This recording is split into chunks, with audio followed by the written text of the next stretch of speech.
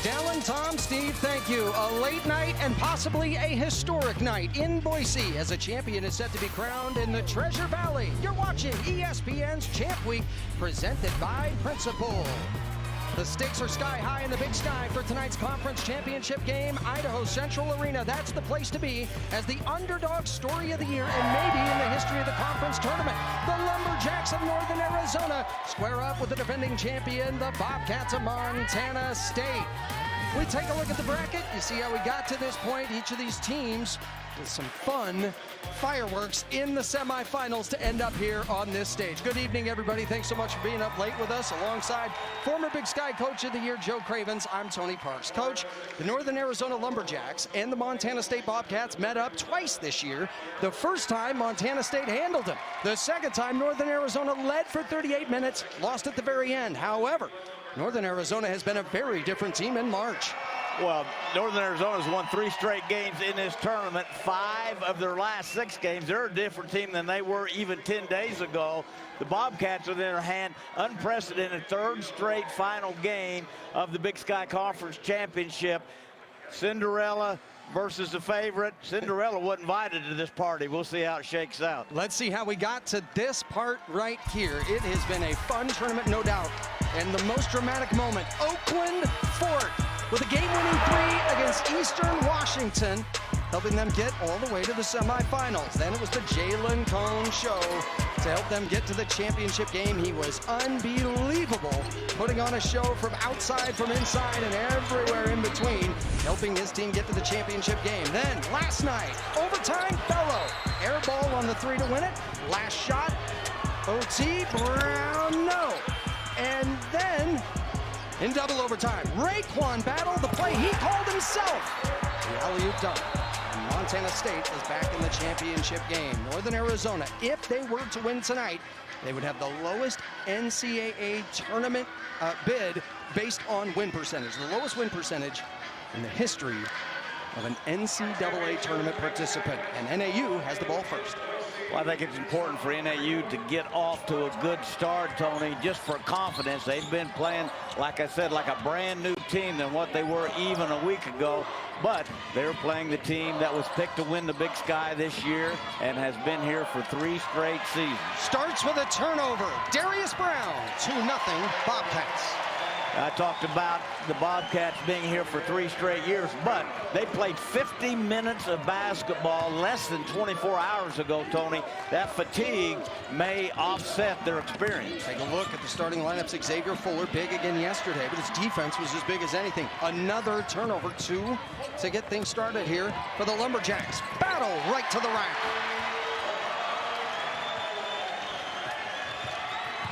Raekwon Battle, the hero last night, first team all-conference. He had 17 points, but Tony, it took him 22 shots to get to 17.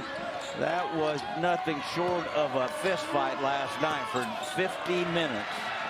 Maine's no good here. We saw it last year on this championship stage. The experience for Montana State paid off big with the very start of the game. Timeout, Montana State. Take a look at Coach Shane Burkar. This is a guy who kept his team believing the entire way. As his team has lost 9 in a row to Montana State. We take a look at his road to this championship game. It has been an interesting one as we talk about 10 of 13 conference losses decided by 5 or less. We'll be right back. As we bring you back to the Big Sky Championship game, Danny Sprinkle, 4th season as head coach at Montana State. The 4 years and that win percentage, the 2nd highest in a 4-year span in program history. They're 24-9 right now. They went 27-8 last year, and as I have said, their 3rd straight year getting here to the championship game. And as you mentioned, last year against Northern Colorado, that experience was very, very evident, and it looks like it is being very evident here in the first minute and a half as well. Well, the defense of Montana State set the tone a year ago, getting so many stops, jumped on them, got ahead, and never looked back. So far, a 4-0 lead. with the Lumberjacks have been playing very, very good offensively in these 3 games in the tournament, Tony. They're shooting 50% from the field and almost 40% from the 3-point line. But here is the rub. Montana State in their 2 games, they're holding their opponents to 40% shooting from the field and 27% from the 3-point line. Jabril Bello had a great night last night. Didn't hit a field goal. All free throws with his point production. He's 2 for 2 on this trip. It's a 6-0 start. Well, he's 12 for 16 from the free throw line last night. In their first game, he was 10 for 12. People just can't hardly handle the big 240-pound Englishman. Carson Tout left it on the rim, got it back, and NAU was on the board. Carson Tout has played very, very well in this tournament. 3 straight double-digit games. 1 double-double, 13 and 11 in their opening game against Idaho. Close to a double-double last night, 14 and 9. Battle to Bello. A travel. And NAU will get the ball back. Carson Tout is a very, very good post defender, but he gives up size and weight to Bello. He's going to have to be very, very savvy as how he guards Bello. I thought he fronted him out too far. He's going to have to slip behind when Bello gets out to about 8 or 9 feet from the basket. Tout taking it right at Bello. Too far. Montana State, winners of 7 in a row, 12 of their last 13. Bello, a deep catch. Can't get the lefty, can't get the follow. Well, they got a break there. Maines is going to have a hard time matching up with these 2 big post guys of the Bobcats. That time, Bello missed an easy one with Maines on his hip. Skipping through, Raekwon Battle. Raekwon Battle at 6'5", a long 6'5", can run the floor like a scalded dog. Nice pass ahead by Brown. Watch him get there and finish that. The hero of last night's game. Maybe the most athletic wing in the entire Big Sky Conference. Well, you'd have my vote. That's for dang sure. No player for Montana State last night had a field goal in the final 13-26, except Raekwon Battle. Well, I mentioned he had 17 to lead his team last night, but it took him 22 shots, 7 of 22, and 3 of 7 from the 3-point line. It's amazing in that slugfest last night, he didn't get to the free throw line not one time. Both teams straight man-to-man so far in the first 3 minutes. Kickball, it will stay with Northern Arizona, the Lumberjacks. Here with their first trip to the championship game since 2008. And they started Big Sky play 0-5 on the road. Playing on the road was certainly a challenge. They have now won their last 5 away from home. Well, they've won 5 of their last 6. The one they did lose was to Weber State by 1 point in overtime. Another heartbreaking loss for the Lumberjacks. 5 one-point losses in conference play. Xavier Fuller is averaging 15 points a game during the tournament. And he has had some really timely plays during this run, much needed.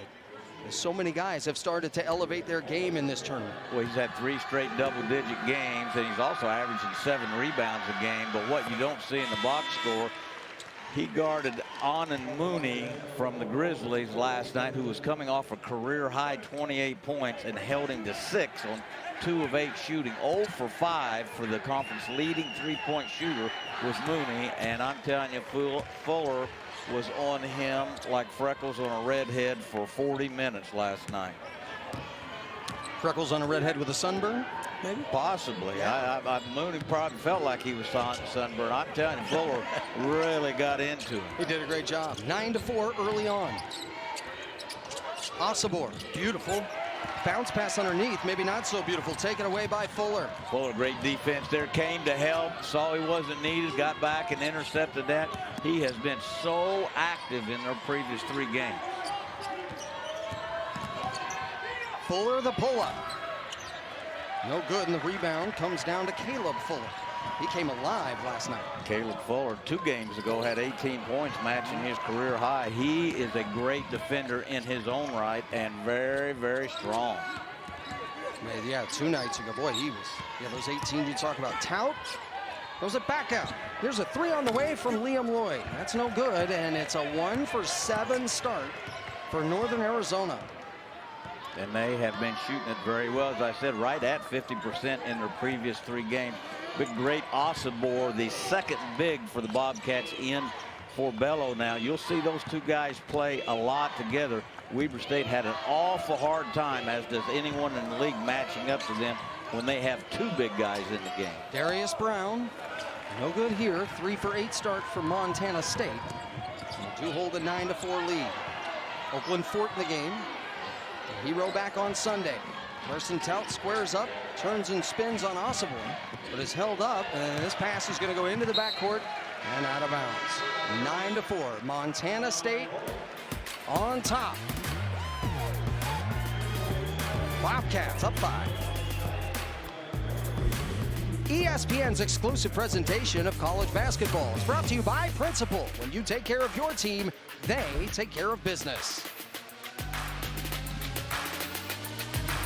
Earlier today, the women's championship game, it was expected to be a showdown. It turned into a beatdown. The Hornets of Sacramento State led for all but 7 seconds in a wire-to-wire victory. 10 three-pointers on the day, led by as many as 20. And Sac State winning the conference title for the first time in school history. Congratulations to the Hornets of Sacramento State.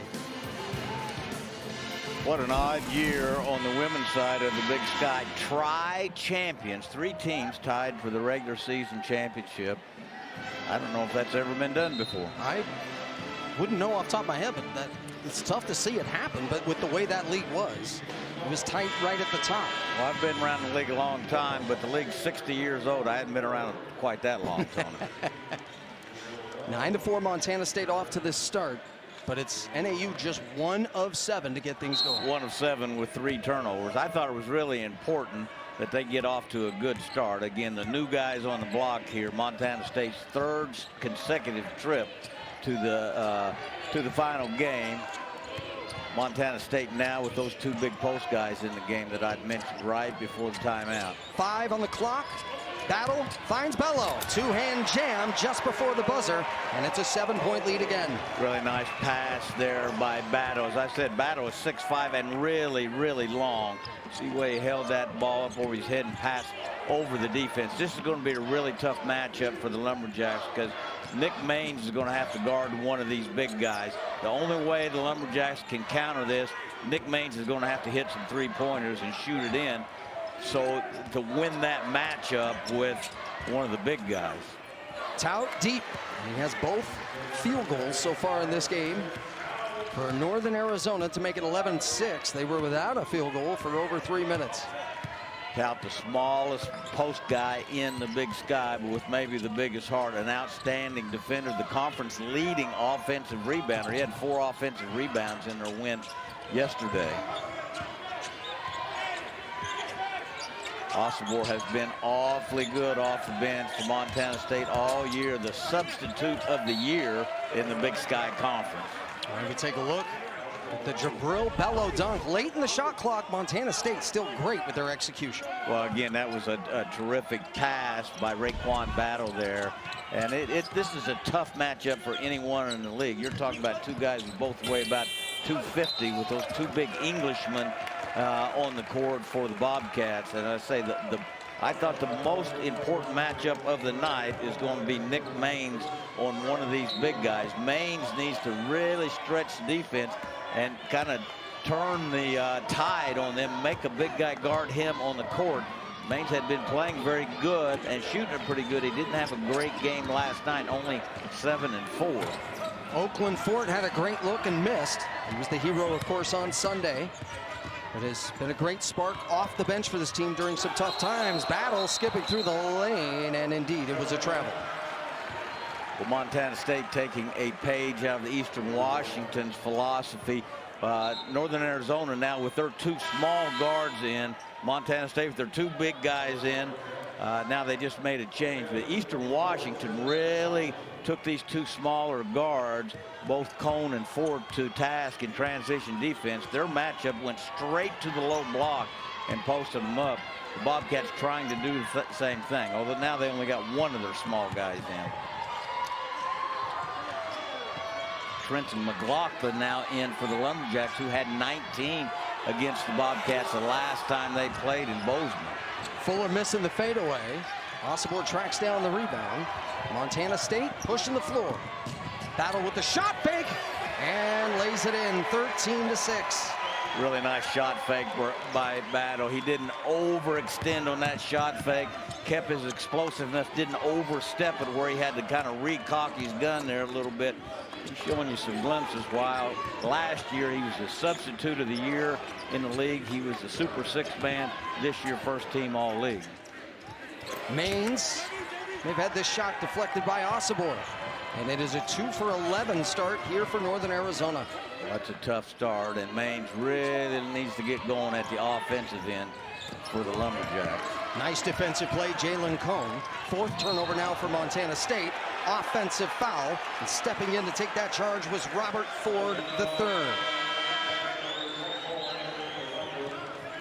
Robert Ford III, a very savvy veteran member of this team, was honorable mention all conference at Idaho State, transferred within the league through the transfer portal. And you'll see Danny Sprinkle play both big guys together and both his point guards together, both Ford and Brown. It'll be interesting to see as this game goes on. Darius Brown, the defensive player of the year, played 49 minutes last night of the 50 available minutes. And you think, well, we'll let Ford spell him. Well, Ford played 39 minutes, so both these guys put in a lot of minutes in that 50-minute double overtime game last night. Trying to go to Fuller on a post-up. They get it to him. Turns inside with the left. The lead is 9. Now, they don't have two big guys in, but Caleb Fuller, 6'6", 210, the third Englishman on this team, getting into the paint and really posting strong there. You can see the Bobcats' philosophy is just pounded inside, possession after possession. Xavier Fuller trying to respond on the other end. There's been a lid on that basket here so far for Northern Arizona. Until now, McLaughlin nails the 3. This is a guy who had a career-high 19 the last time these two teams played. He shot 43% from 3 during conference play. Well, he's 5 for 7 in their heartbreaking loss at Bozeman. They led the whole game, and great Osborne hit a leap and leaner, so to speak, from the low block as time expired to beat the Lumberjacks by 1. Big Jabril Bello cleaning things up right now.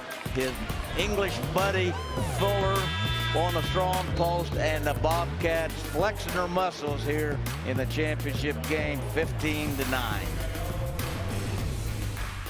Tonight's Worth a Watch brought to you by Principal. Oh, you'll never forget this play. .4 on the clock. The deep pass from Hunter Woods. Isaiah Johnson with .4. Hits that shot to give Portland State the win. A true Hail Mary here in the game of basketball. Northern Arizona had their heart broken time after time after time, and this was one of those 5 one-point losses. Boy, they had what I call buzzard's luck there in Flagstaff this year. They had lost some unbelievably heartbreaking games. Take a look at some of the individual awards. A couple of Montana State Bobcats, and then although Idaho finished in last this year, they had a couple of great performers during the year, including the Freshman of the Year and Newcomer of the Year. Well, that gives you a little glimpse of how talented this league was from top to bottom. When you can take 2 guys off the bottom team and who win postseason type awards. This has been an outstanding year in the Big Sky. Unbelievable year at the top. Eastern Washington running off 18 straight wins, and then losing their last 2 regular season games, and then getting sent home after their first game in the conference tournament by that miraculous finish by NAU Lumberjacks. Jabril Bello, as we mentioned, didn't hit a field goal last night. Does have one tonight. He had 8.6 rebounds in that championship game last year, but he was so unselfish. He knew his knee wasn't completely right. Told Coach Danny Sprinkle to make sure that Osborne could carry the load, and was honest with him about the way he was feeling. It made a big difference in their semifinal win a year ago and in their championship game win. They're up by 8. Well, he should set a lawn chair up to that free throw line, because he's wearing it out. 10 of 12 the first game in their tournament from the free throw line, and 12 of 16 last night. Jalen Cone, 46% from 3 in conference play. And he hits his first good look from the outside, and suddenly it is now a 17-12 game. Cone coming off a 28-point game last night where he was 6 of 10 from the three-point line, the second leading three-point shooter in the league, and boy, you don't want to let him get started. Bello deep and one. It is going to be a tough battle here tonight for Northern Arizona in that restricted area. And I made the comment last night, the Bobcats are just playing smash mouth basketball at the half court, inside, inside, and inside again.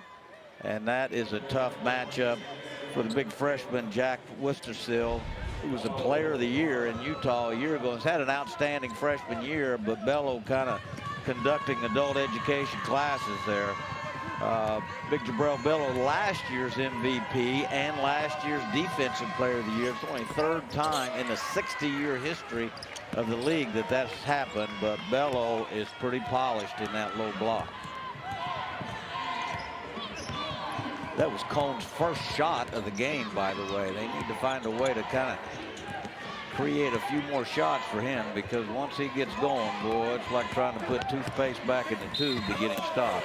McLaughlin earns a trip to the free throw line.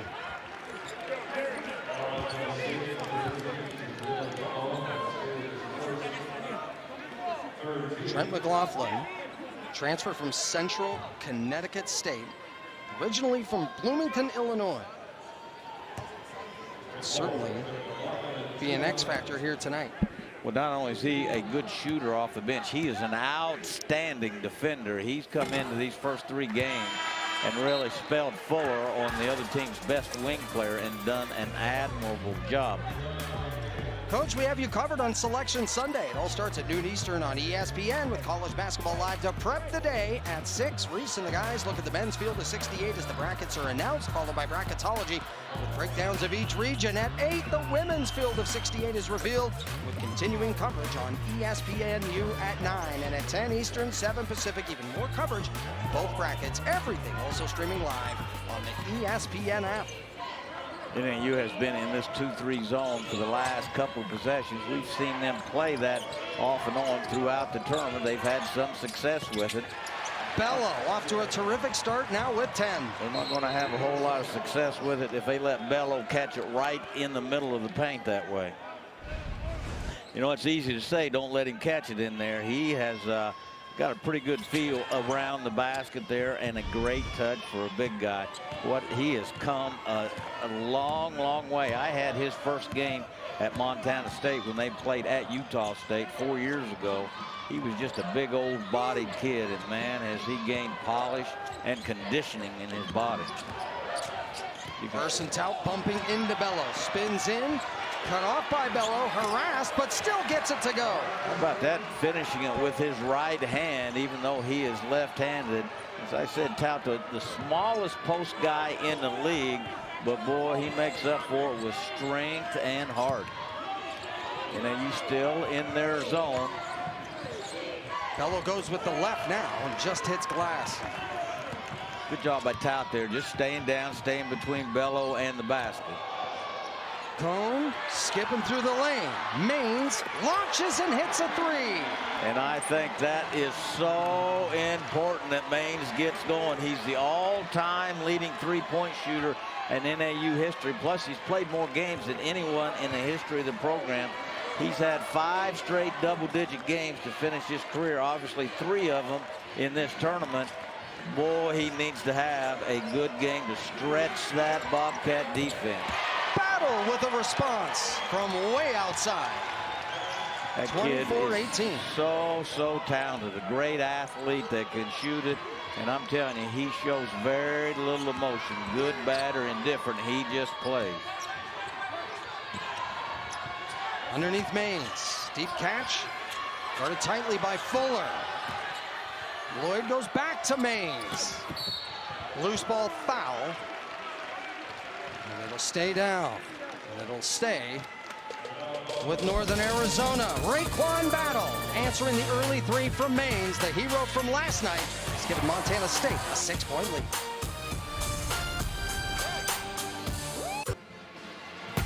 Take a look at the ACC men's tournament bracket. quarterfinals, that quadruple header, all set up for tomorrow. Starts at noon Eastern with Miami and Wake Forest.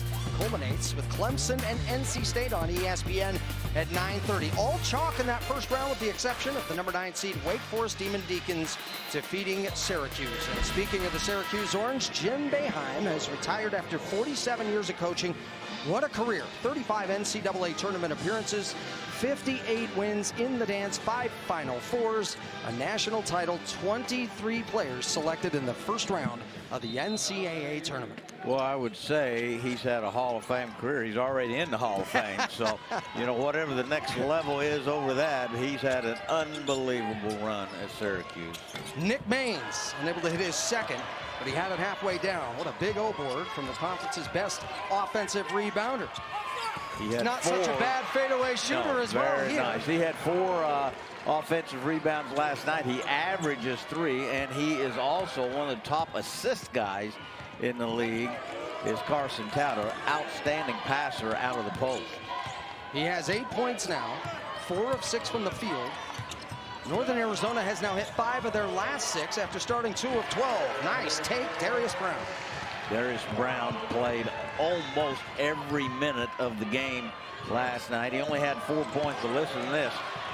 11 rebounds, 6 assists. Look at the hustle by Battle, and turns a loose ball into a dunk.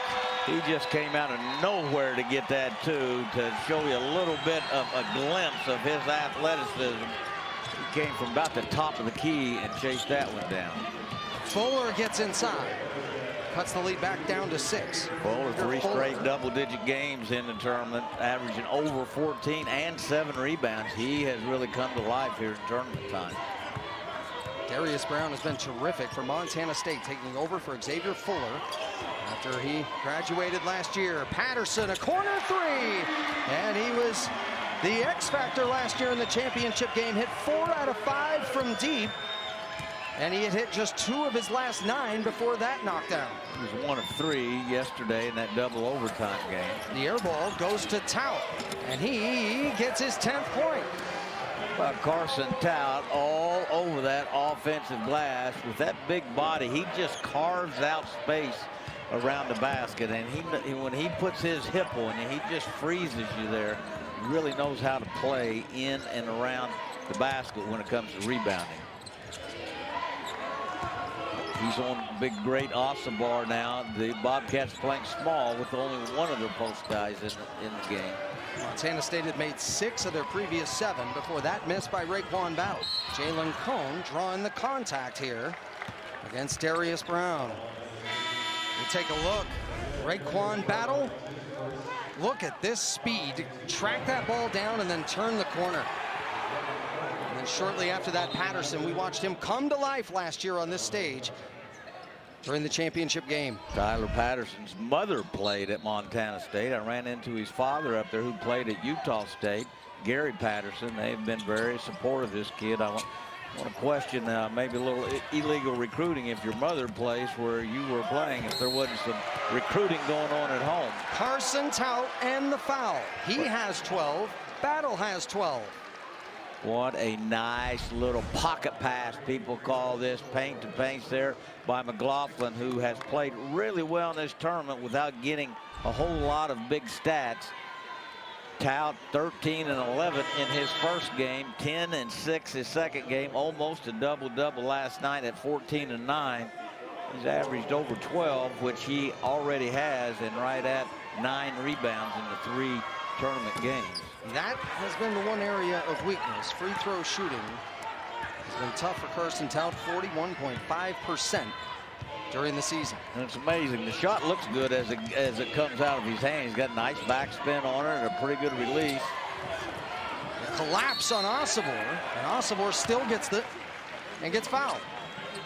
Both those 2 big bodies from England, Osabar and Bello, have just come so far in post play and how they've developed. And the assistant coach on the Montana State bench, Chris Haslam, is also from England and also is kind of the post coach. He's done a great job. Look at big Chris Haslam over there. He's big enough that he could come out and play. But both those guys, Bello at 6'9", 240, Osabar 6'8", 245, they're both big enough to go bear hunting with a switch if they want to, Tony. I don't doubt he could get out there and play. How many minutes a game would you put him out there? Well, situations? I'd make sure it was a half-court game, but what a wonderful guy. I had a chance to visit with him the last couple of days here. He's wonderful. They've got 3 Englishmen on this team. There's 7 Englishmen in the entire Mountain West Conference this year. You talk about an English invasion.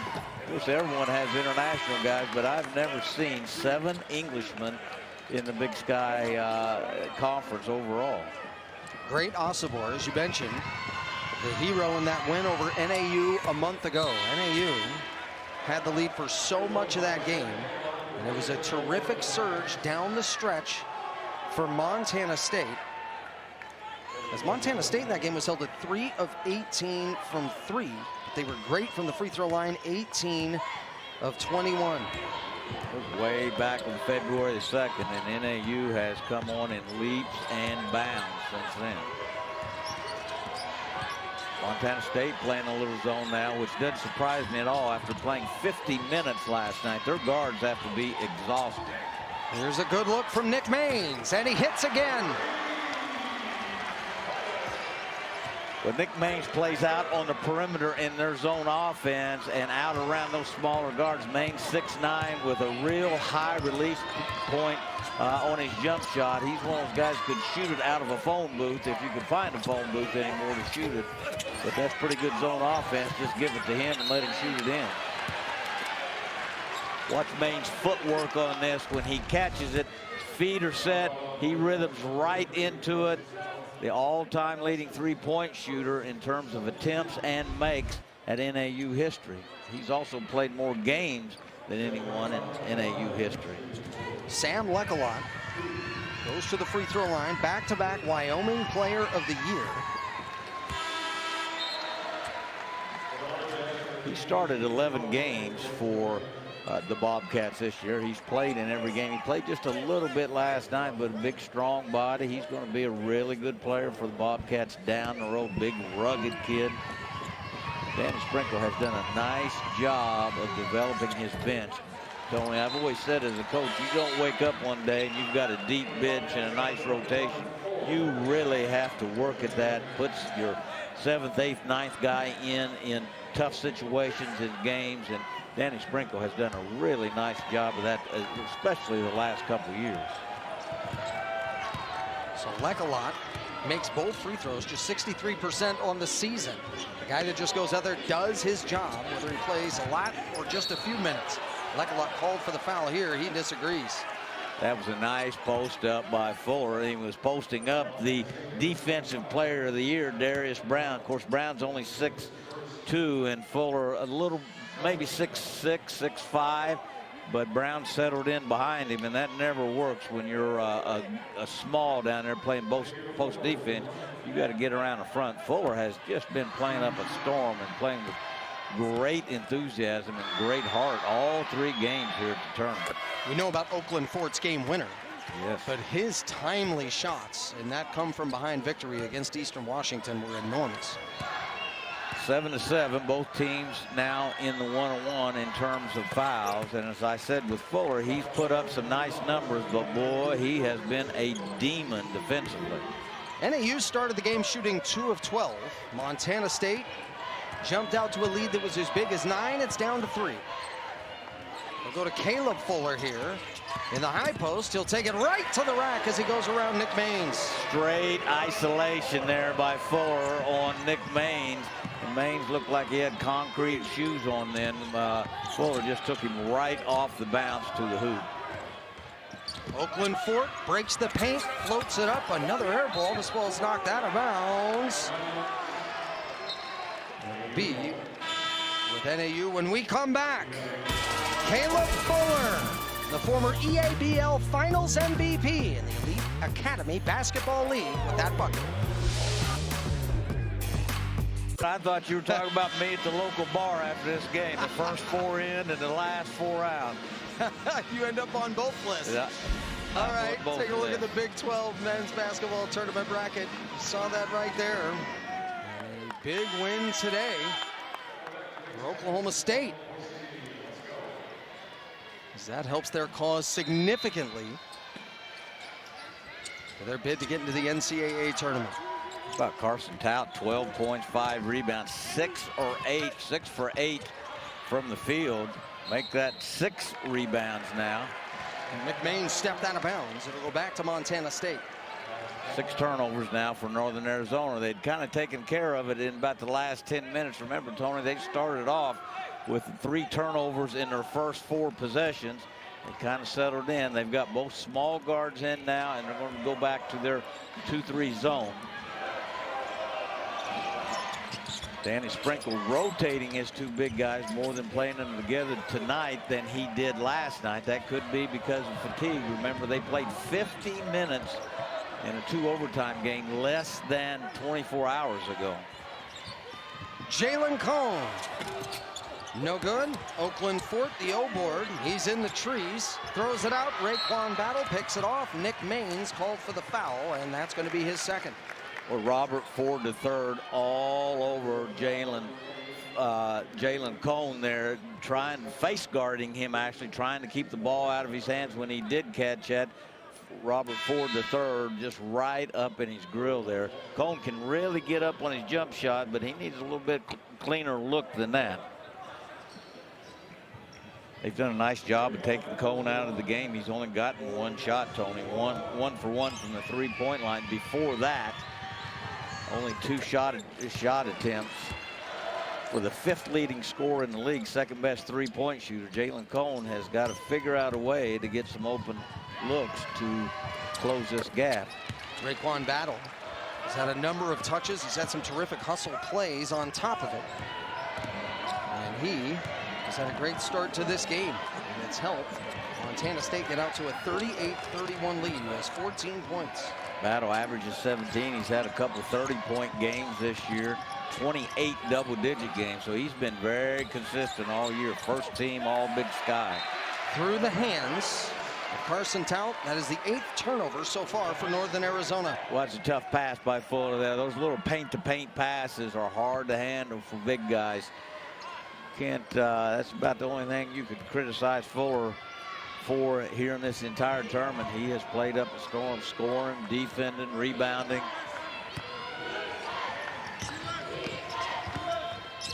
Brown goes to that corner. Robert Ford III. It's long. Loose ball on the ground is picked up by Fuller.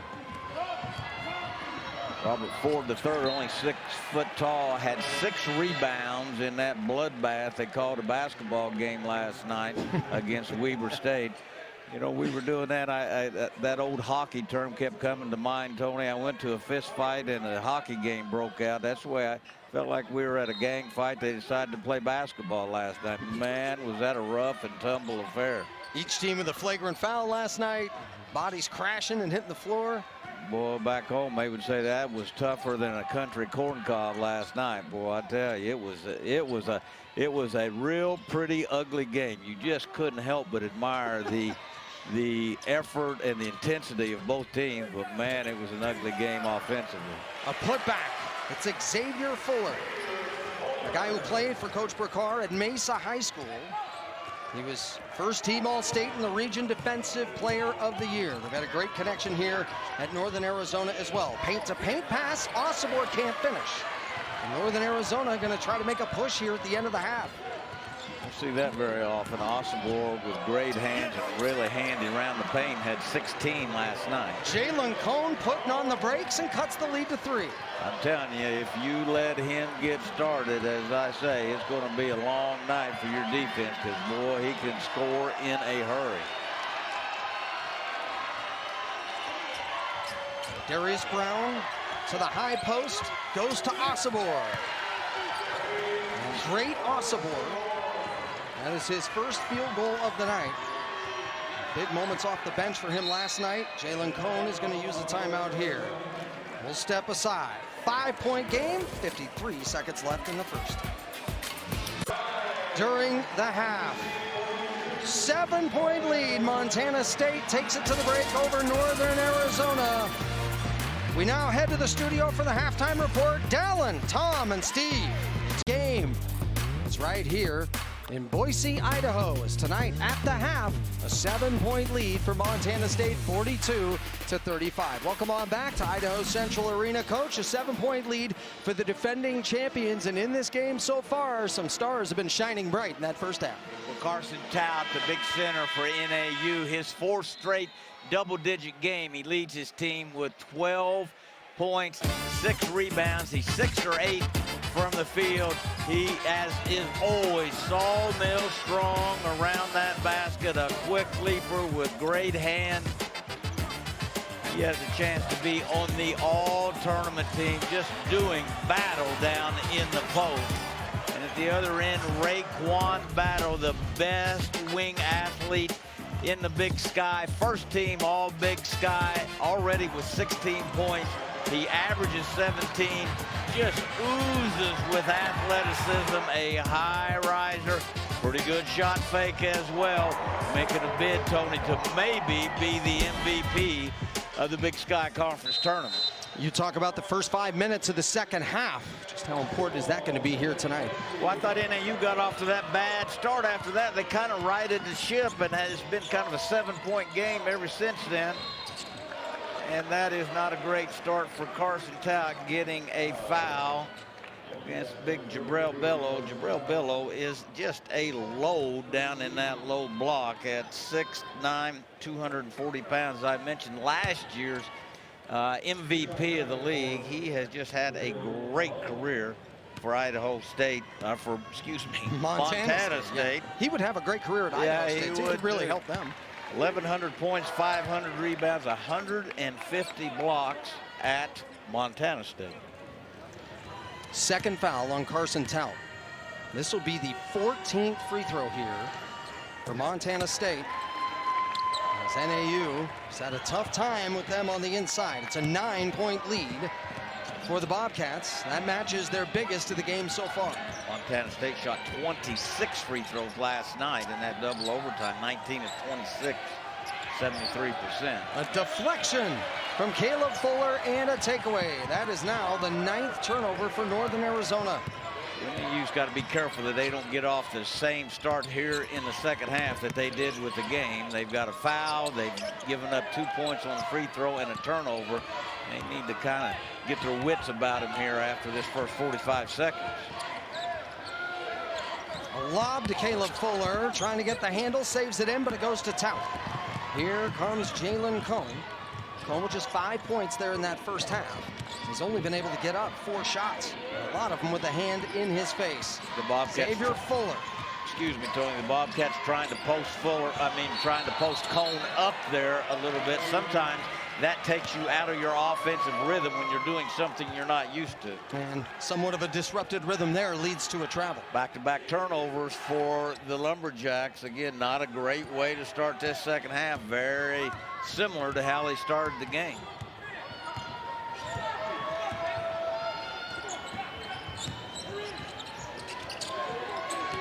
Patterson go to Bello from the outside the arc. He put up his first 3-point attempt last night. Didn't go well. But when he takes it to the hole, it usually goes well. Except this time, it's a charge.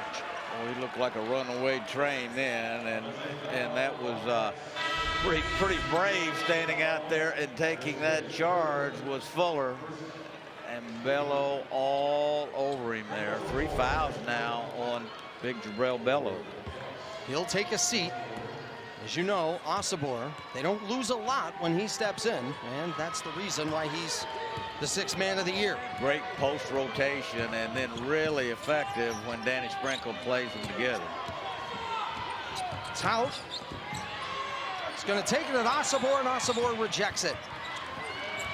Back cut. Jalen Cone harassed in the paint. Another steal for the Montana State defense. That's 11 turnovers now by Northern Arizona, the 3rd here in the second half. 3 straight possessions they've turned it over, Tom. There's Caleb Fuller gets it deep. That elbow ISO again for Fuller. That time he left it a little short. Another rebound for Tout.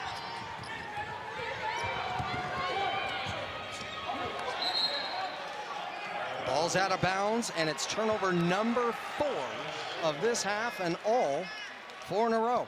Well, Montana State's just kind of sped NAU up here in the first 2 or 3 minutes. NAU likes to kind of settle into a little bit of rhythm in their half-court offense, and Montana State has just pushed them right to the brink of a turnover. 4 straight possessions.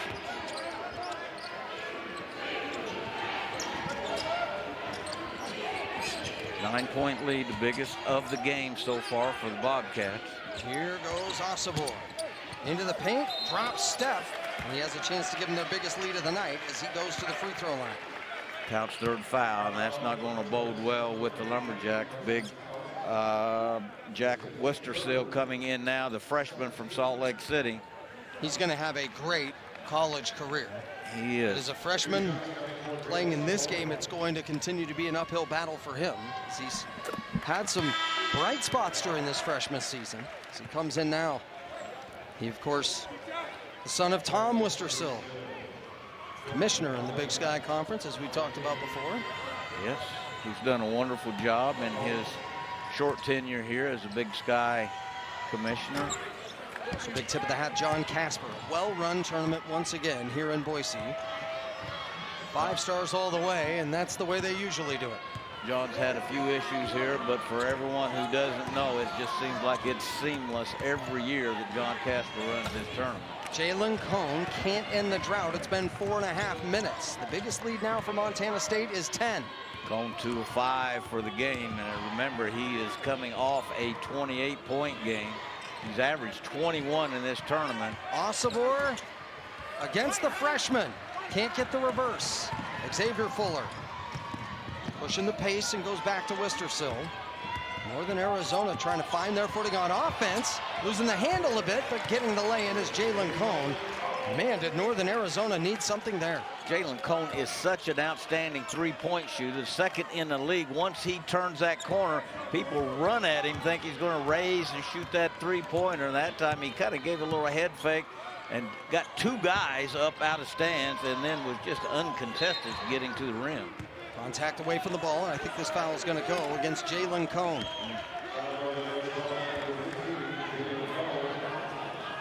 Jalen Cone is listed at 5'11". I have my doubts if he's that tall, but boy, he puts up big numbers. A 45-point game early this year, the most scored in the Big Sky. He backed that up with a 38-point game. He can really get it going. Osobor right at the rim again, can't get it. Pressure on the offensive glass results in a foul.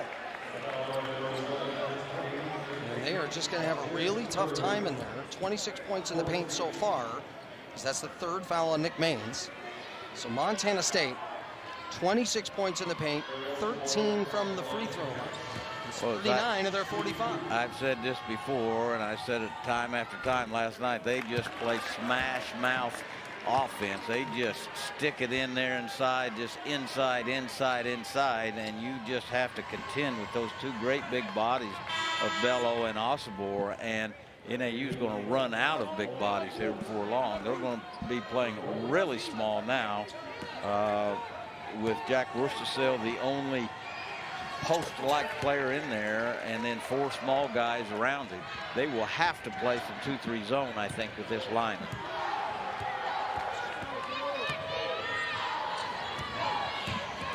Fuller with the left, no. Osobor gives it off now to Darius Brown.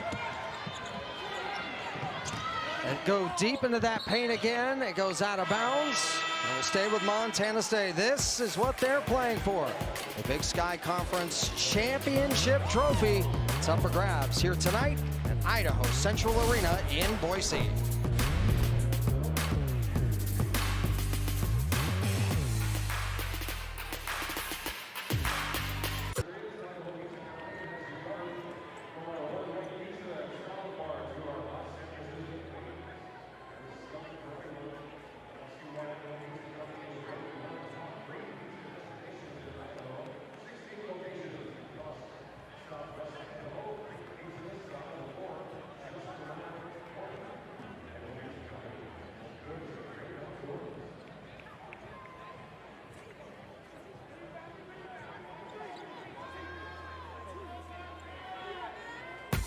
We're all set for a quarterfinal quadruple header coming your way tomorrow, as it'll be the Pac-12 men's tournament presented by New York Life.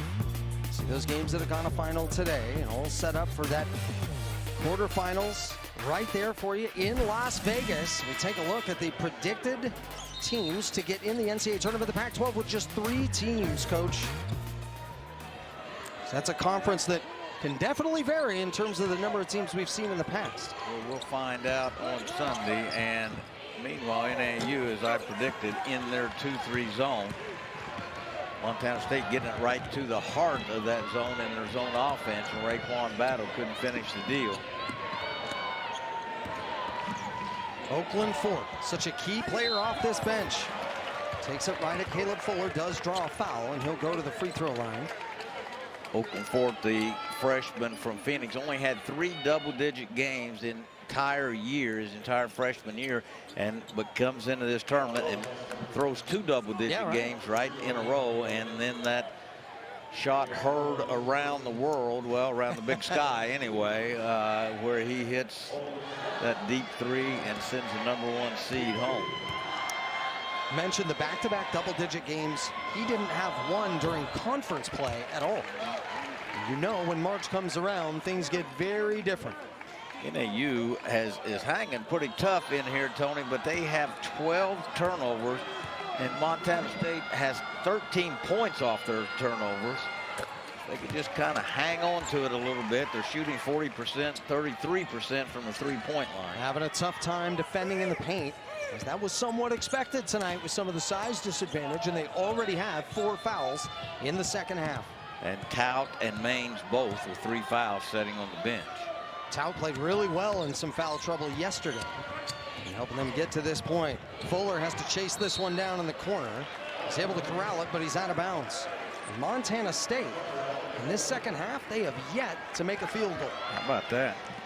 And yet they maintain this 7-point lead because, as you recall, NAU 4 straight possessions with turnovers. And even though Montana State didn't score off those, that just means NAU didn't get a shot off those and obviously didn't score. Oakland Fort misses here. Northern Arizona 1 of 5 to start this half.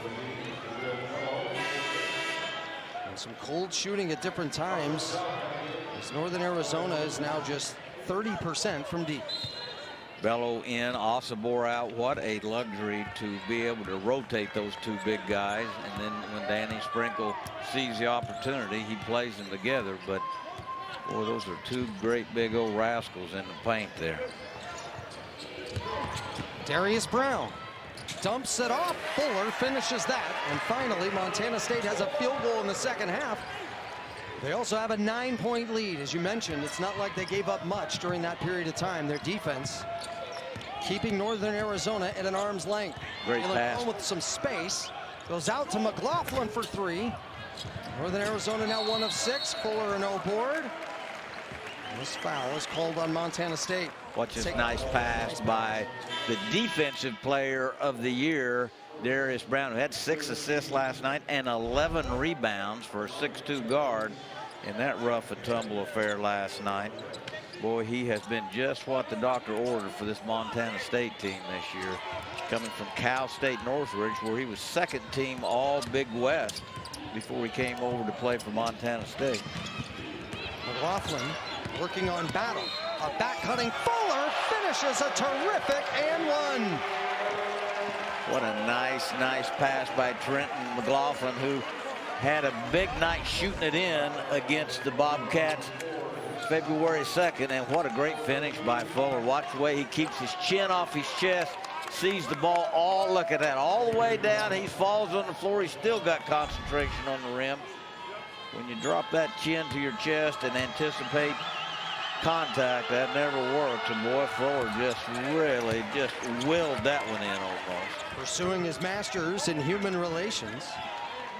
Guy that has been on the honor roll before, takes his academics very seriously, takes his basketball very seriously, an unselfish guy, wants to do whatever it takes. So is Jabril Bello, many other guys out on the court throughout this game. Battle, a great first half, almost had his first basket of the second half. will go to the free throw line to shoot his 4th and 5th free throws. You know, Battle is listed at 6'5", and I said earlier he is a long 6'5". He just rolls up over Xavier Fuller, who is almost the same size. But I saw Battle today walking around the hotel. I mean, he's got arms from here to Hoboken, Tony. He is a long fella. Hoboken's far away. Well, he's got long arms. That's for sure. Not lying about that. He has. Yeah, he's long, athletic, and just a character-based young man. If they hold on to win here, I think he's going to be the MVP of the tournament. He had 17 last night, as I mentioned. It took him 22 shots to get to 17, but boy, he's having a field day here tonight. Last night, by the way that game was played, that was considered efficient. That was as sluggish a game as you'll ever see. Cone stops and can't hit. He's just trying to find that rhythm. He hasn't had as many shots as he's accustomed to. That's just his 7th field goal attempt.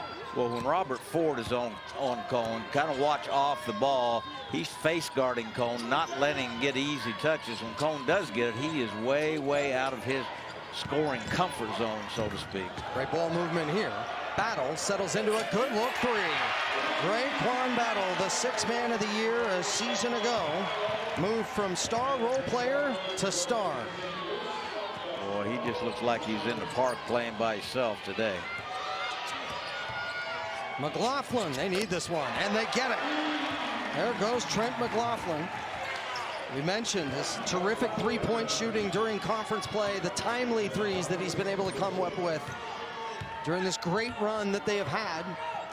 And they started playing better at the end of the regular season and right into the tournament. It's an 8-point game. McLaughlin's really helped him off the bench with his defense, too, in his first 3 games. He's come in and really kept the ball out of some very prominent scorers' hands in the league.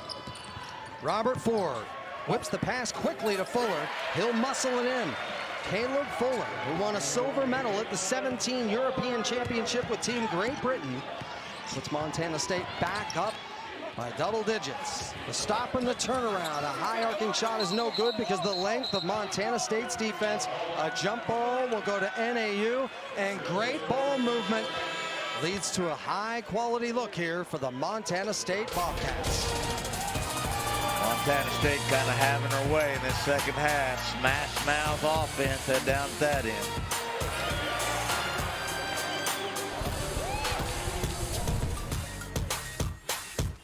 Rebounds, 12 assists. And Pittsburgh today got by Georgia Tech. Burton with 21 points and 8 dimes, 22 points for Love as North Carolina handled Boston College 85-61. Always fun this time of year, Coach. Games going on all the time. In a one-bid league like this, you can feel the tension start to pick up minute by minute here in this second half. It's a 10-point Montana State lead. You know, Tony, NAU has only committed 7 and 8 turnovers their last 2 games, but they've got 12 here. Strong take by Tau. He has Carson 14 points, his first 2 points of the second half. I tell you, he gets it that close to the basket. He's strong as 2 rows of onions, boy. I'm telling you, he has had a great tournament. But not 3. Not you 3. mentioned somebody was 3 yesterday. Well, he was stronger than him.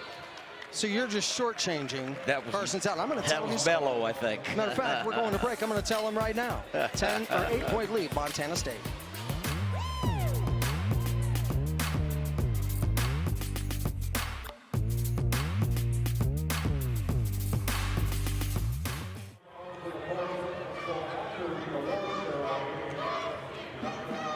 Doing a lot for their at-large chances with that win over Oklahoma, 57-49. This Champ Week continues. Big Sky Championship game. Northern Arizona able to cut this to 8, but Montana State is doing a nice job of always keeping them at a distance. When NAU's kind of hanging around, and that's the way you stage a classic upset, Tony. Kind of hang in there, and then make a couple plays at the end. They need to hang in there a little closer than 8, but it seems like it's been about 6 or 8 the whole way. Shot clock down to 2. Brown left it short. A tie-up, and it will go to Montana State. It's a big possession for them to get back, as it looked as if NAU was going to get the stop. Was going to get the stop and take it down to the other end. They really need to get Jalen Cone going if they can. 3 of 8, 1 of 3, only 7 points. He's averaged 21 points here in this tournament, coming off a 28-point game. But Darius Brown and Robert Ford are making his life pretty miserable. This will now be the 6th team foul against Northern Arizona. Montana State is going to be shooting from here on out. It's been big for the way Montana State plays. Grind on teams. 3 fouls now on McLaughlin, 3 on Tout, 3 on Nick Maines. Well, that's a pretty descriptive term. That's the way Montana State plays. They just kind of grind you with those big bodies. They are probably the most physical team in the league. And to my point, Big Jabril Bello with his offhand kind of horsing that one in. Jabril Bello, the first player to be named All-Conference 4 years in the Big Sky. McLaughlin trying to answer with a baseline fade.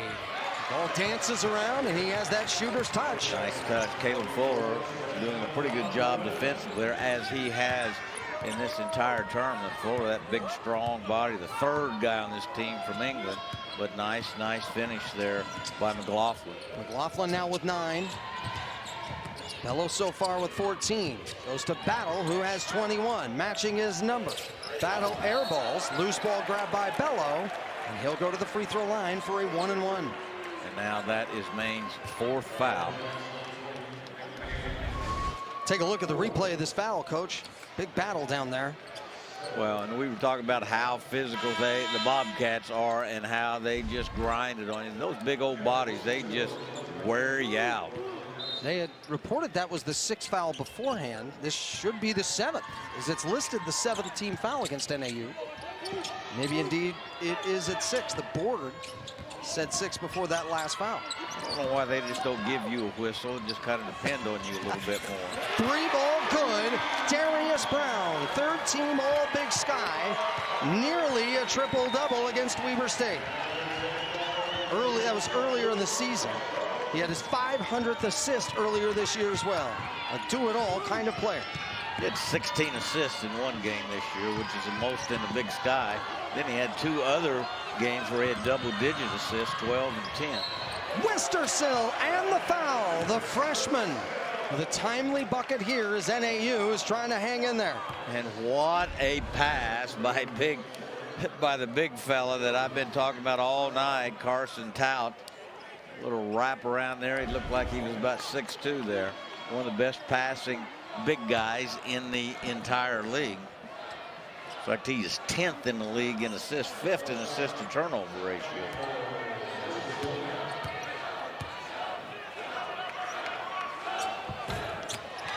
Well short on the free throw.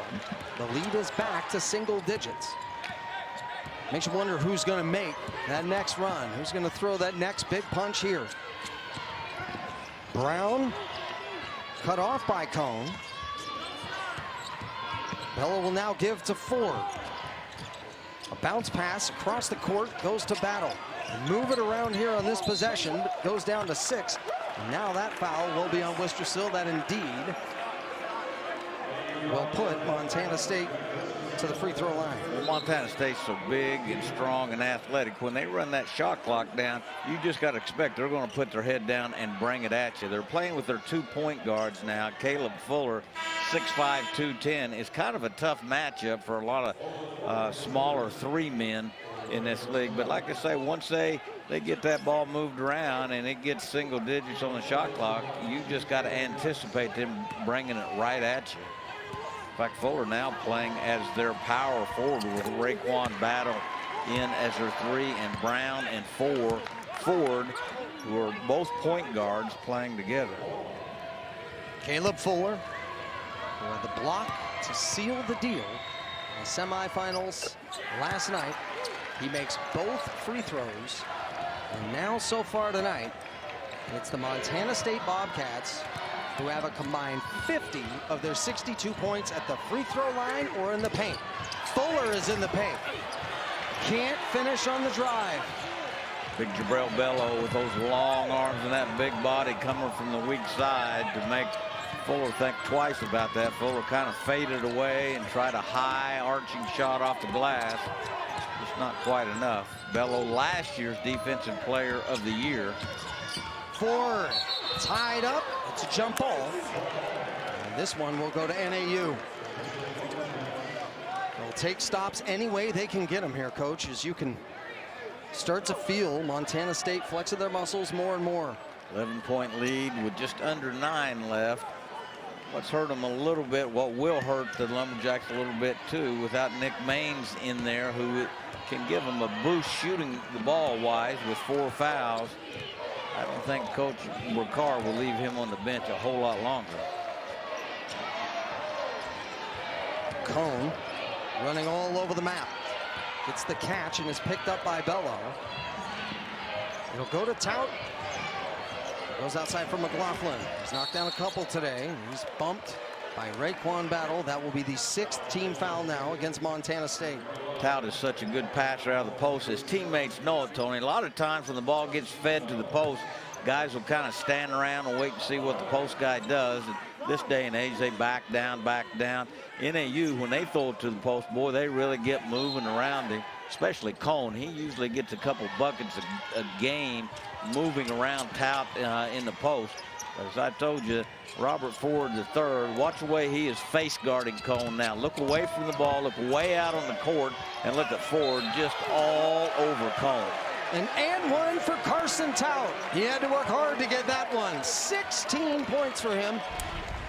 And he has a chance to cut it down to 8 at the free throw line. Well, teams back off of him at 15. They know he's not going to shoot it, but watch him back in, watch his chin off his chest. Just sawmill strong around that basket. Carson Tout has had a fabulous Big Sky tournament. 4 fouls now on Jabril Bello. Great Osibor in the game. Both teams with foul trouble along that front line, which doesn't surprise me. Northern Arizona shooting 80% from the free throw line during the tournament. Carson Tout, though, a guy who struggles from that area. 8 of 11 from the field. It's a 9-point game. Both teams playing small now, with both teams playing both their point guards and only one center, with kind of 4 smaller guys around him. Osibor to work with the clock winding down.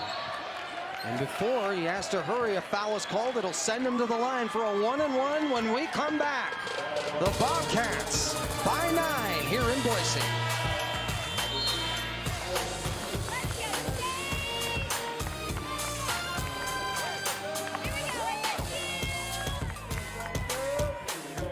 Closer towards their 2nd consecutive tournament title. Well, for the Lumberjacks, Tout with 4 fouls, Maines with 4 fouls, Wistersill with 3 fouls, McLaughlin with 3 fouls. The Bobcats shot 26 free throws last night, Tony. They're setting on 18 of 22 right now, with Osibor getting a 1-and-1.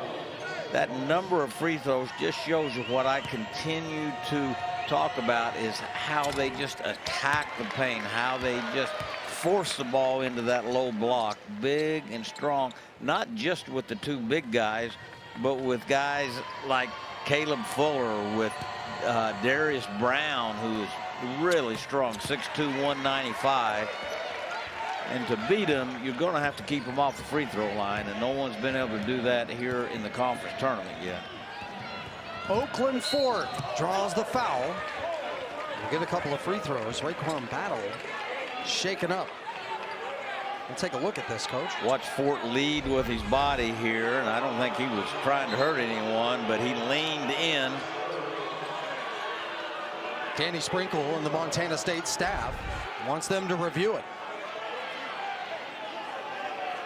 I think that was just a little guy trying to protect the ball. Remember, that is a 5'10" point guard going against a pretty big time athlete in Raekwon Battle, 6'5" and long arms. So I guess we're going to go review it. Raekwon Battle stuck on 21 points, only 5 in this second half. He got inside of him. You see him lean in and over. There's no doubt about that. Montana State's players, the bench, everybody exploded. They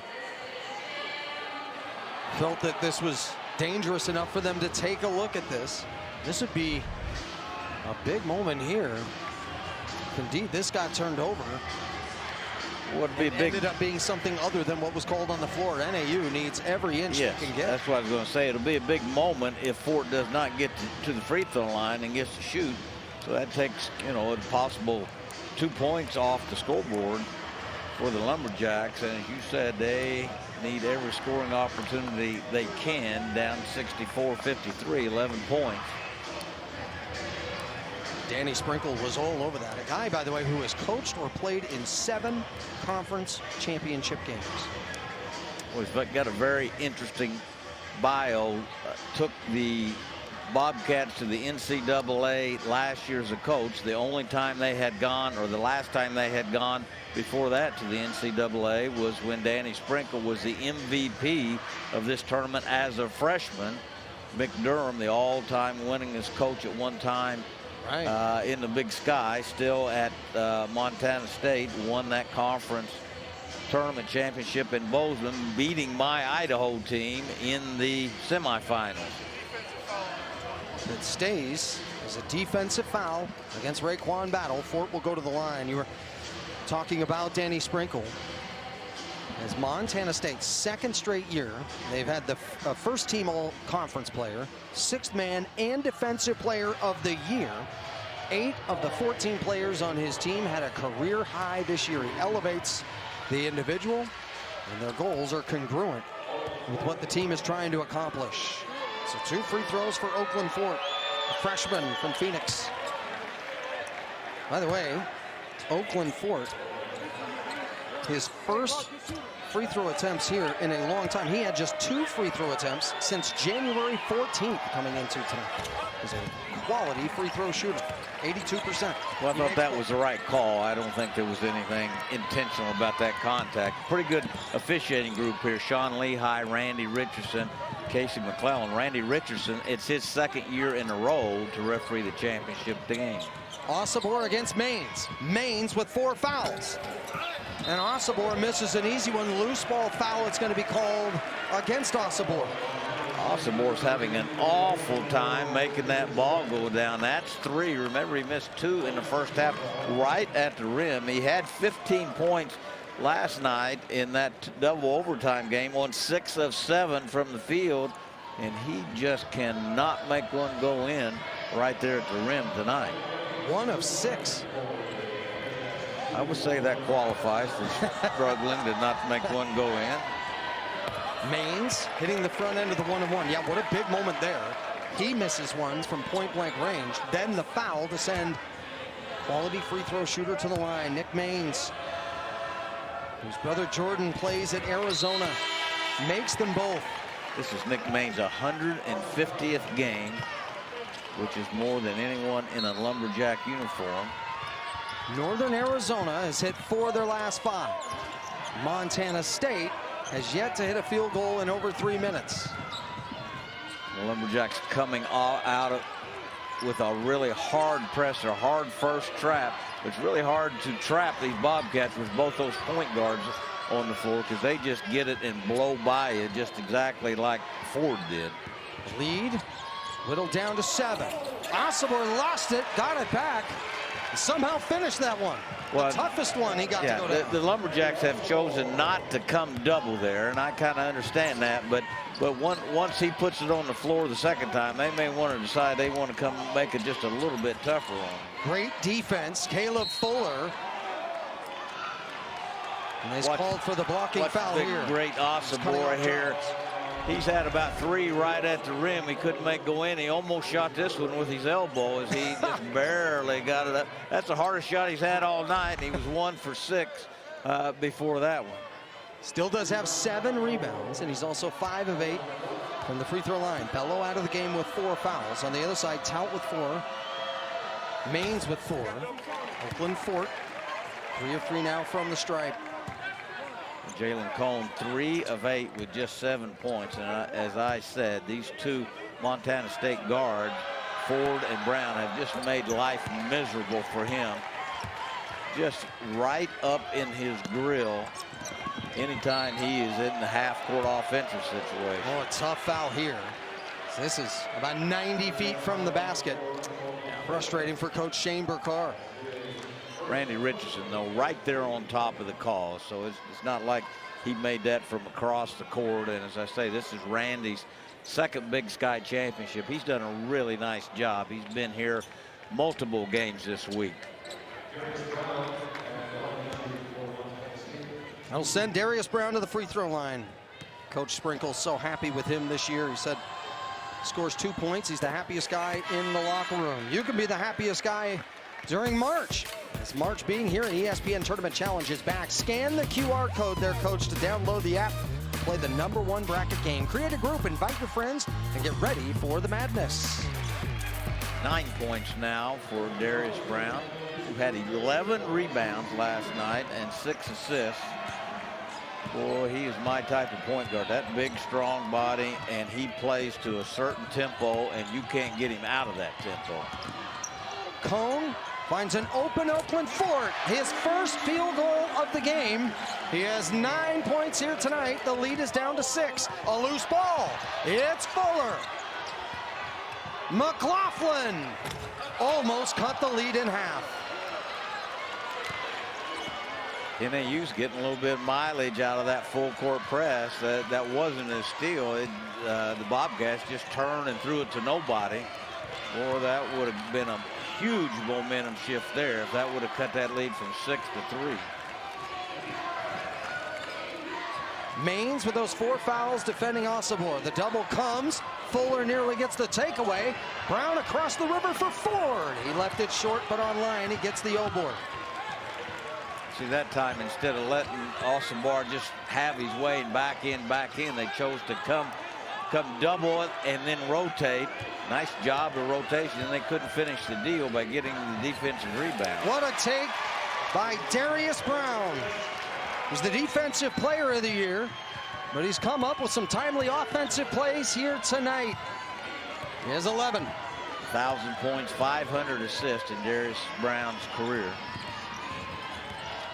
Jalen Cone lost it a bit, got it back, bucket, and the foul.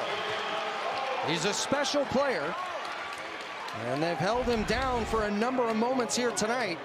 As long as there's time on the clock, you know he can heat up. Watch the way he gets up. I'm telling you, he can jump about 3 feet straight up in the air, and he does that on his jump shot as well. He has a beautiful release on his jump shot, but I'm not sure I've ever seen anyone elevate on his jump shot like Jalen Cone.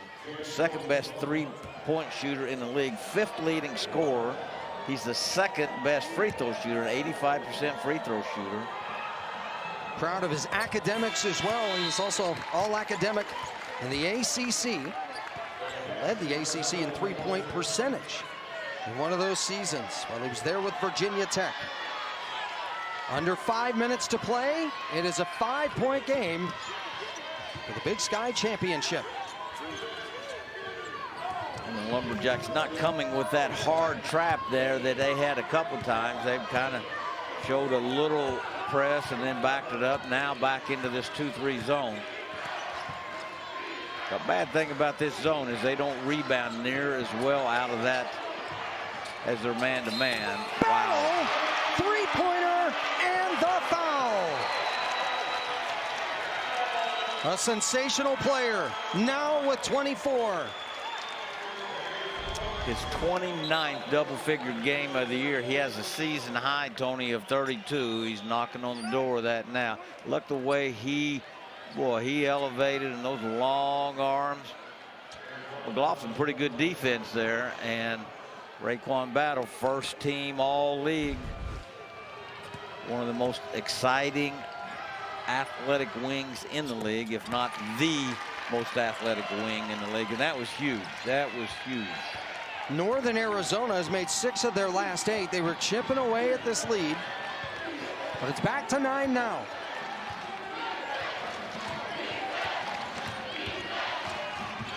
Cone lost it. Fended off, no call. Great individual defense there by Brown. Gets inside, and Oakland Fort in double digits again, now with 11. That has been a regularity for him in this tournament. 3 out of 4 games. Oakland Ford, who only had 3 double-digit games in the entire year, has really come of age here in this conference tournament.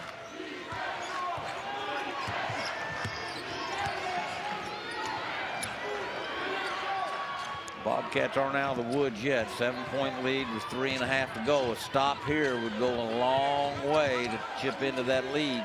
Patient possession, but it's Raekwon Battle.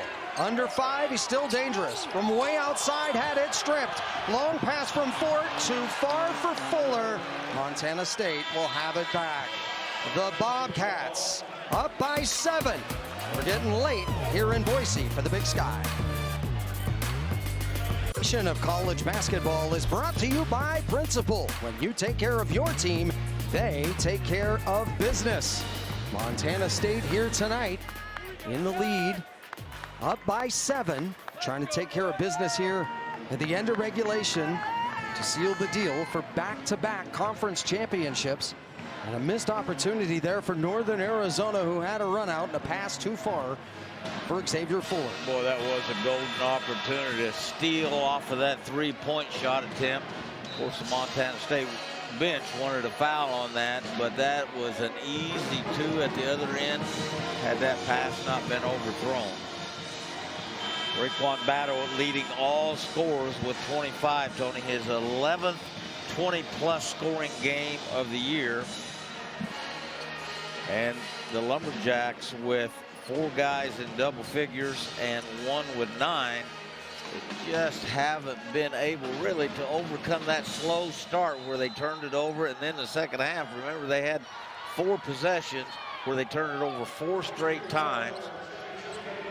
And you just can't do that against the number 2 seed and as good as the Bobcats are and get away with it. Montana State to take their time here. Bello back in the game after being out for a bit with 4 fouls. Darius Brown to orchestrate the offense. Raekwon Battle, who has 25, a foul away from the ball, and that's huge. 2 free throws now. It will be set up for Robert Ford III. And this foul is on Carson Tout. That is his 5th. Well, what a great tournament this kid has had. It's been amazing. He really has. He has really come of age, I think, in this tournament. Montana State coming out of that timeout, Tony, with what's called a flex offense. And, boy, that is old school as old school can be there. Danny Sprinkle using it, I think, to kind of tempo the game, run the clock a little bit. I hadn't seen anyone. The flex is a continuity offense that every old coach in America has seen before, but I've not seen it for a while. Danny Sprinkle digging way into his coaching bag of tricks there. Carson Tout, who you're talking about a bit earlier, guy with 16 points, 9 rebounds tonight. There's Danny Sprinkle, former Bobcat himself. He was the freshman of the year as he helped them to the NCAA tournament in 1996. They hadn't been back until last season when he helped lead them there. And they won the conference title right here on this court. They have a 9-point lead with under 3 minutes to go. This would be back-to-back NCAA tournaments for the Bobcats if they can hang on. Ball gets away, but Fort recollects. Fragile possessions from here on out. Cone rises and fires, can't get it. Fort on the putback, no. A big defensive rebound by Caleb Fuller. Long pass up ahead to Patterson, but they'll take their time. They'll really run this down probably to under 10, maybe even under 5. Watch Brown very smartly creating space and bringing it out to run a little bit more clock. A timeout by Montana State. 2:16 left.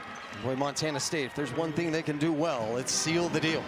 Well, you know what's really amazing? They have shown no sign of fatigue, Tony. I really thought they would have heavy legs here after playing 50 minutes last night. And, I mean, they had some guys. Darius Brown played almost the entire time. Battle played big minutes.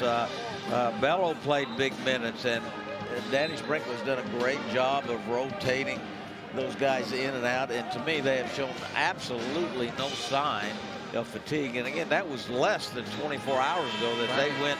And that wasn't just a double overtime game. That was a double overtime gang fight last night. I'm telling you, that was as rough a college game as I've ever seen. I called it a beautiful, ugly game because you just had to admire the competitive spirit of both teams. Weber State just fighting the Bobcats all the way for those 50 minutes. For most of that game, it felt like better discipline and great defense than it was bad offense. Here's a key offensive possession for the Bobcats. Brown goes to the corner. Robert Ford III, a 27% three-point shooter, puts his team up 12. What a great find for Brown, getting to the paint, jump stopping, keeping his balance, surveying the floor, and finding Ford. Lumberjacks cut it to 10 with this Fuller bucket, and it's somebody on the ground right now. I think that's Caleb Fuller. Watch this Take great, a look at that three-pointer. Excuse me, Tony. Watch this great balance by Darius Brown, getting to the paint, doing almost a 180, finding Ford at that three-point line. That was huge to build a 10-point lead now with under 10 minutes left, or 2 minutes left, excuse me.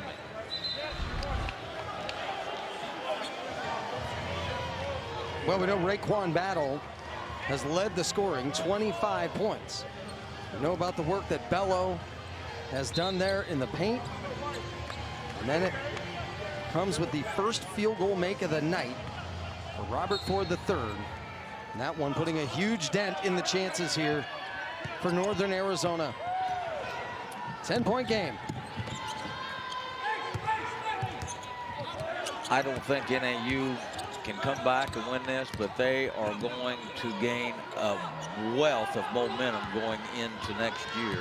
Been so close, and so many 1-2 point losses to come in here and to win 3, to beat the #1 seeded team. Like I say, that's going to be a lot of momentum going into next year. Brown has to heave it up. Ooh, and a loose ball foul here against Montana State. It'll stop the clock here with 1:17.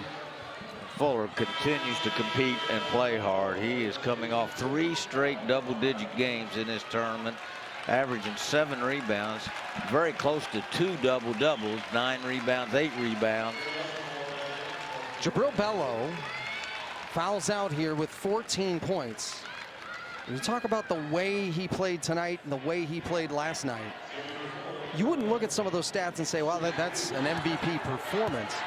But you could sense his leadership and his top-level play to control so much of the game. Well, he was last year's MVP and Defensive Player of the Year, second team All-League this year, and people think he didn't have a very good year because he was picked as a preseason Player of the Year.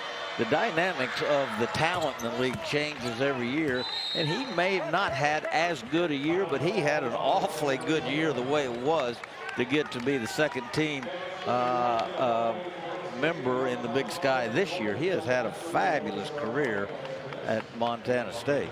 Boy, a key play in this game as Northern Arizona was starting to climb back. And Montana State was able to get a big shot at a Raekwon Battle and the foul, a 4-point play that helped get that lead back to where it usually has been for Montana State, which is right around double digits all night. And it wasn't like he was standing out there all by himself. McLaughlin was on him like ugly on an 8, and he just, with that great length and great athleticism, he just rolls up over McLaughlin. I think he'll be the tournament MVP, don't you, Tony? Battle? Oh, I think it has to be. And last night, I talked about this before, in a game where points were at a premium, everybody was exhausted. Shots were tough to hit. Montana State did plenty to get it in the post a lot. But when you needed somebody to hit a shot, he was the guy. In the final 13 minutes and 26 seconds of that game, one Montana State player had a field goal. That was Raekwon Battle. Well, of course, he had the game winner on that alley-oop dunk, but he hit, I know the jump shot you're talking about. They set a little diagonal rub screen for him, and just like that jump shot, he caught it with guys around him and just rose up and hit a huge three-pointer late in that game. Yeah. That was as competitive a game as I've seen for a long time. And being here courtside, you didn't feel guys were going to hit shots. But he hit every one of their field goals in that last 13-26. Big inbound. It goes to Battle. Darius Brown still in the backcourt. Gets it across midcourt with some time to spare. So strong with the ball is Darius Brown.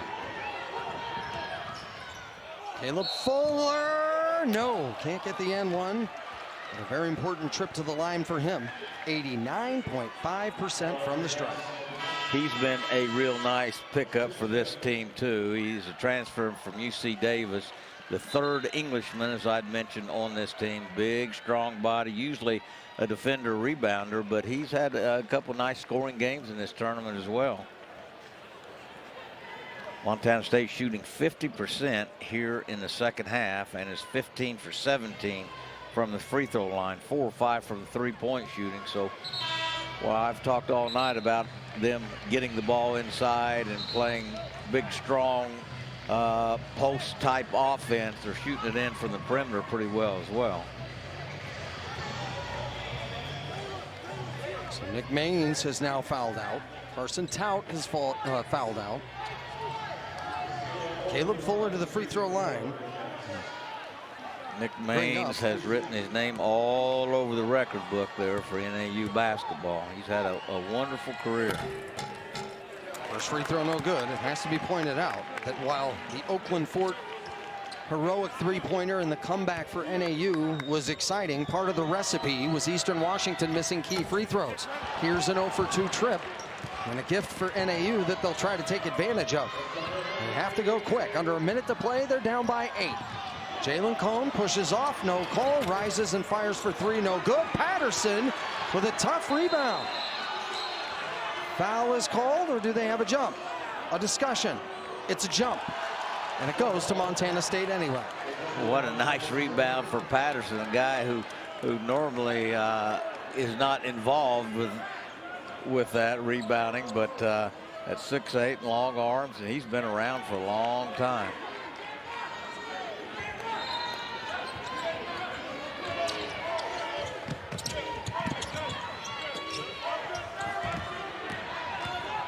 Fuller beat the pressure with the dribble. Give it to Darius Brown. Trapped. They also have 1 timeout remaining. He's fouled with 36 seconds to go here. That would have been a big 3 to hit to keep their chances alive, but Montana State getting the key stops at the key moments, getting to the free throw line and in the paint all night long. They've moved their way to a prime situation late in this second half. Well, these 2 point guards have played just terrific together in the last 2 games. I'm speaking of Brown and Ford, and then Caleb Fuller just showing all kinds of experience there on that press attack, bringing it up, coming to a jump stop, being strong with the basketball. And it appears that the Bobcats are going to win back-to-back conference tournaments, which hadn't been done for a bit. Oakland Fort cuts it down to 7 with that three-pointer. Quick timeout, Northern Arizona. Well, look at the Never Northern say Arizona never. bench. No, look at them over there. They believe. I tell you, they believe. We know better. Coach Burkar has done a great job. As you said, boy, this team could have hung their head and kind of thrown in the towel a long time ago this season. 5 one-point losses, one more heartbreaking than the other. And they have come in here and just shocked the Big Sky with how well they have played. Most conference wins since 2010. They had their first trip just to the semis since 2015. It's their first finals appearance since 2008. It's more than that, single-digit number of total wins throughout the whole year, and then only 5 in the regular season for the conference. Coming into this tournament, they were the surprise story, the Cinderella indeed. Well, they've got so many in the nation fallen in love with them, especially the Oakland Fort game-winning 3. They've got a good group coming back. They'll be like a good baseball team. They'll be strong up the middle next year with Cone and Tout both back. Fort's back. They've got a good core group coming back. I'm sure they'll add guys to it. Darius Brown is fouled, as they were hoping defensively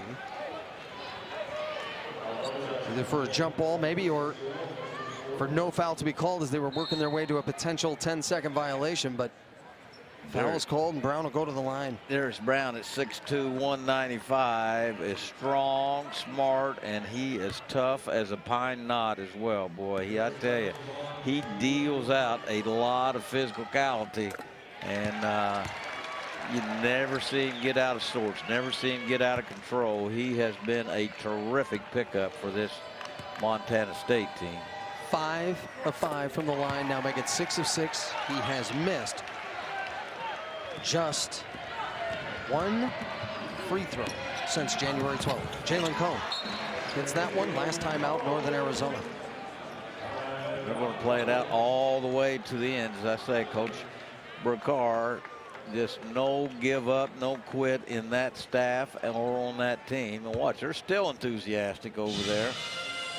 Well, they've been through it all, Coach. Yes, they have. They've been up in this situation and down in this situation. They've had games taken away at the final moments, and they've stolen games away in the final moments. Well, I know this. They sent the #1 seed home on one of the most electrifying comebacks I've seen for a long time.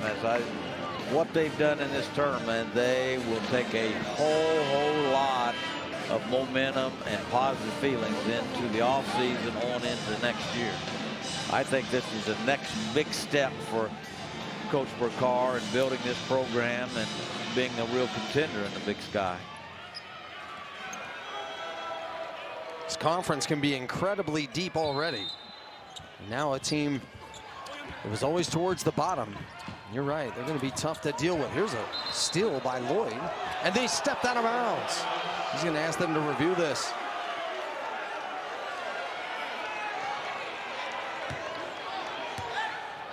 This will be a big takeaway, Coach. And once again, they run through the finish line. They don't. Let's see if we can pick it up here on the camera. Sean Lehigh right there on top of the play. Well, I don't know. Didn't look like he went out of bounds. Didn't have the cleanest look there for a moment as the baseline disappears as well as his foot. The ruling on the floor was that he was out of bounds. I'll take a long look at this one. If he did not step out of bounds, it's going to be their ball out running an end out of bounds play. They may be able to knock in a three-pointer here off that end out of bounds play to make it a 2-possession game. And then stranger things have happened.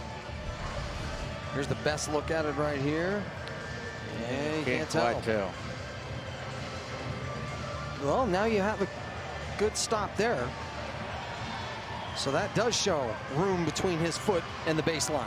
Well, again, if it's a Lumberjacks ball, they have the potential here, or the situation that they could score, hit a three-pointer, run a play, and it'd be down to a 2-possession game with over 10 seconds left. Then you play the foul game, and we have seen one upset this year already, or this tournament, Tony, where missed free throws played a huge part of it in the last 4 or 5 seconds.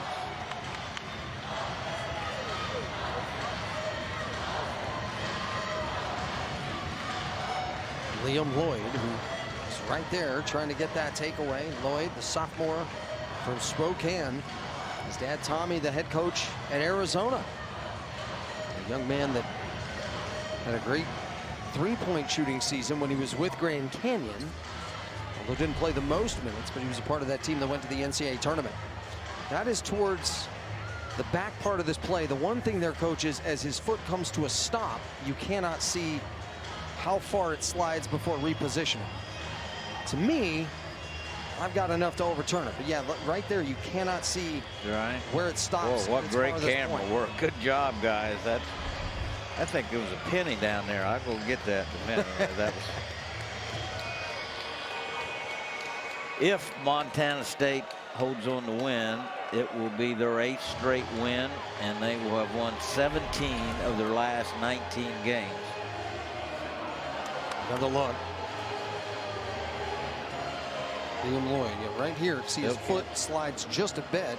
I've got enough evidence to overturn it. I would give this ball to Northern Arizona. said, I just can't understand why they don't give you a whistle and let you participate in all this. You've got that real deceptive eye of an official.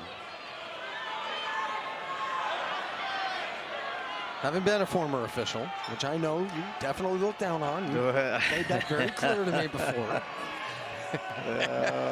You've had your and you're a Cubs fan. I mean, how could we even possibly work together with you being an official and a Cubs fan? Well, you listed off your things that are a part of whether or not somebody can date one of your daughters. It's International Women's Day, and you had very strong rules.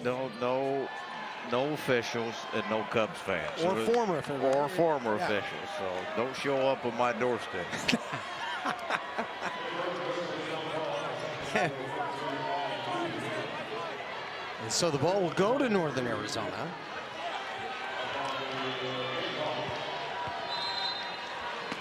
See if they can get a quick three. Nice call. That is out of bounds play. Oh. Runs off the rim. No good. Big rebound. Fuller away from some defense. He is fouled. Xavier Fuller. A little screen, re-screen there coming out of that end out of bounds play. I really liked the play, but McLaughlin couldn't make it go down. Boy, it rattled around. That was a terrific play for a three-point shot by Coach Bakar from the sideline.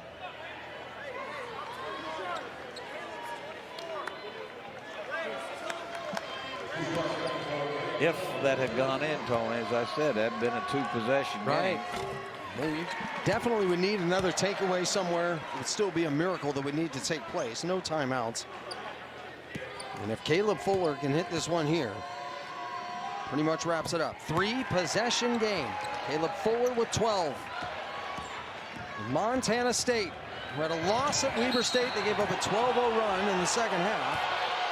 A foul here on a three. This will be called against Darius Brown.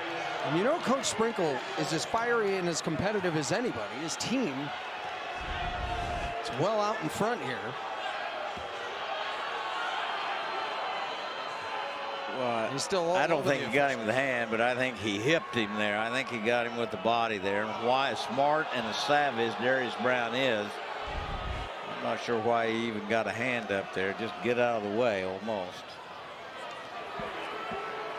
Full three-possession game, so it would have to be all three made free throws. A steal, a three, a steal, and a three. That's a 5.7. This has been the longest last 15 seconds that I think we've had in this tournament anyway. The officials may be getting paid by the hour here on this one. I don't know. Maybe they're trying to get it to the last day of the tournament. Yeah, a little overtime or something. Well, Jalen Cone has been fabulous for this program. He was dedicated to changing the culture at NAU. And during the toughest times, when this team was losing those close games, and even in previous times, Coach, when they were being beaten soundly, he was as optimistic as anybody. And it wasn't false confidence. It was true, genuine belief that this group of guys was the right group of guys. And they made a run all the way to the championship game. Long court pass, Raekwon Battle, he'll run it out. It ends here for Northern Arizona. But for Montana State, for the first time in program history, they go back-to-back conference championship right here for the Bobcats, and they return to the NCAA tournament.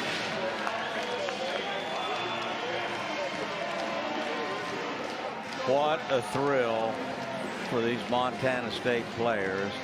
As I said, Northern Arizona will take home a whole lot of momentum and good feelings, winning 3 games here, getting all the way to the championship game, Tony, for the first time since 2008. So it's been a long time since they've had this level of success here in postseason. History, drama, feel-good stories, unexpected things happening left and right, and it all culminates to the team that finished out on top, doing it once again.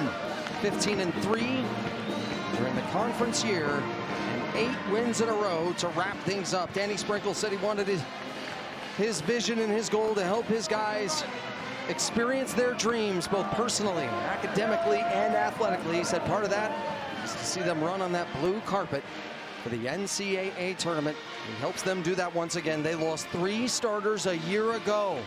3 important key players. And the depth of that team last year, where 2s became 1s, started to show up really, really well. Well, they had to replace 3 starters. They were still picked number 1, so congratulations to the Bobcats.